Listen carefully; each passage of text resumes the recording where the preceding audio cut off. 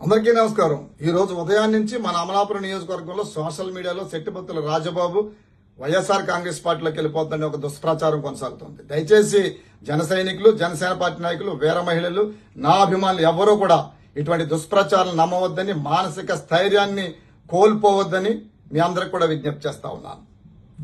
2019లో party ఓడిపోయినప్పటి నుంచి మనమంతా కూడా నిరంతరం శ్రమిస్తూ జనసేన పార్టీని వాళ్ళంత పటిష్టంగా మన నియోజకవర్గంలో మనం తీసుకొచ్చాం.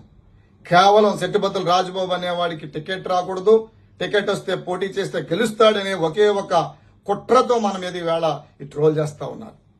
జన సైనికులు, జనసేన పార్టీ నాయకులు, వీర మహిళలు, నా అభిమానులందరికీ మీకు మాటిస్తా ఉన్నాను. నా కంఠంలో ప్రాణం ఉన్నంత వరకు కూడా, రాజాబాబు కంఠంలో ప్రాణం ఉన్నంత వరకు కూడా జనసేన పార్టీని గాని, పవన్ కళ్యాణ్ గారిని గాని వదిలిపెట్టడం చెప్పి మీ అందరికి కూడా మాటిస్తా ఉన్నాను. మీరందరూ ధైర్యంగా ఉండండి, దుష్ప్రచారం తిప్పుకొట్టండి. అసలు జరిగిన విషయం పార్టీకి ఇప్పటికే చెప్పడం జరిగింది. పార్టీ అనుమతి కోసం చూస్తా ఉన్నాను. పార్టీ అనుమతి ఇచ్చిన మీదట దీని పూర్వపరాలు అసలు ఏం జరిగింది, దీని వెనక ఉన్న కుట్ర, ఇది ఒక చాలా పెద్ద కుట్ర దాగి ఉంది. ఆ కుట్రను ఛేదించడానికి ప్రెస్ మీట్ పెడతాను త్వరలోనే. విలేకరుల సమావేశంలో అన్ని విషయాలు వివరిస్తాను.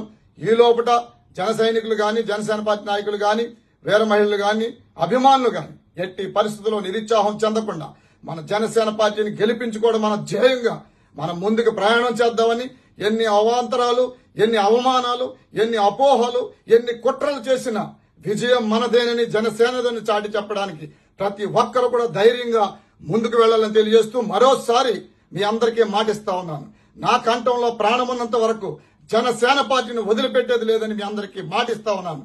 త్వరలోనే విలేకరుల సమావేశంలో పూర్తి విషయాలు మీ అందరికీ విశదీకరిస్తానని చెప్పి తెలియజేస్తూ జై జనసేన, జై పవన్ కళ్యాణ్ గారు.